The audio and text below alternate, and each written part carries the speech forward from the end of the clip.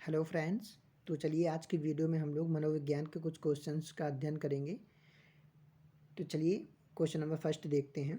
Question number first क्या कह रहा है, निम्न में से अधिगम में योगदान देने वाले मनोवैज्ञानिक कारकों में कौन सा शामिल नहीं है। मनोवैज्ञानिक कारकों में कौन सा शामिल नहीं है। ऑप्शन ए रुचि, ऑप्शन बी प्रेरणा, ऑप्शन सी अधिगम की इच्छा, ऑप्शन डी विषय वस्तु का स्वरूप। तो बताइए क्या सही आंसर होगा। ऑप्शन डी विषय वस्तु का स्वरूप। दोस्तों विषय वस्तु का स्वरूप यह एक शिक्षण अधिगम का पार्ट है। ठीक है, मनोवैज्ञानिक कारकों से इसका कोई लेना देना नहीं है। मनोवैज्ञानिक कारकों में रुचि, प्रेरणा, अधिगम की इच्छा, ये सारी चीज़ें आती है। ठीक है, क्वेश्चन नंबर सेकंड देखते हैं। जीन पियाजे के अनुसार संज्ञानात्मक विकास की तीसरी अवस्था कौन सी है।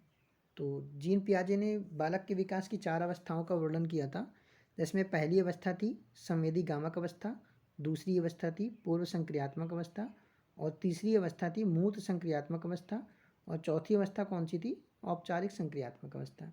तो हमसे तीसरी अवस्था के बारे में पूछा गया था, तो option number A is correct answer. Question number third क्या है, गिरोह अवस्था किस आयु वर्ग से संबंधित है।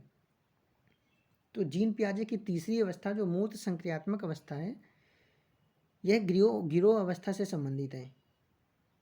किस एज के बच्चे इसमें आते हैं, 6 to 12, 6 से 12 वर्ष। ठीक है, क्वेश्चन नंबर फोर्थ, थार्नडाइक ने अपने सिद्धांत को किस शीर्षक से सिद्ध किया। तो थार्नडाइक का प्रयास एवं भूल का सिद्धांत, थार्नडाइक का प्रयास एवं भूल का सिद्धांत, option number D is correct answer. Question number 5, इनमें से कौन सा मनोवैज्ञानिक भाषा विकास से संबंधित है। Noam Chomsky, Ivan Pavlov, Abraham Maslow, Simon बिने। तो नॉम चॉम्स्की भाषा विकास से संबंधित वैज्ञानिक हैं। ठीक है, option number A is correct answer. Question number 6, निम्न में से कौन सी बाद की बाल्यावस्था के बौद्धिक विकास की विशेषता नहीं है। ध्यान से पढ़ेंगे, बाद की बाल्यावस्था के बौद्धिक विकास की विशेषता आपसे पूछा गया है।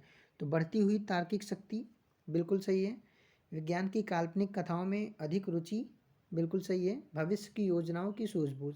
अब इस क्वेश्चन में आपसे क्या पूछा गया है, बाद की बाल्यावस्था। बाद की बाल्यावस्था का मतलब क्या होता है, उत्तर बाल्यावस्था, और उत्तर बाल्यावस्था का मतलब क्या है, 7 to 12, 7 से 12 साल के बच्चों की उम्र के बीच में आपसे पूछा गया है। बढ़ती हुई तार्किक शक्ति बिल्कुल सही है, विज्ञान की काल्पनिक कथाओं में अधिक रुचि लेना बिल्कुल सही है, भविष्य की योजना की सूझबूझ।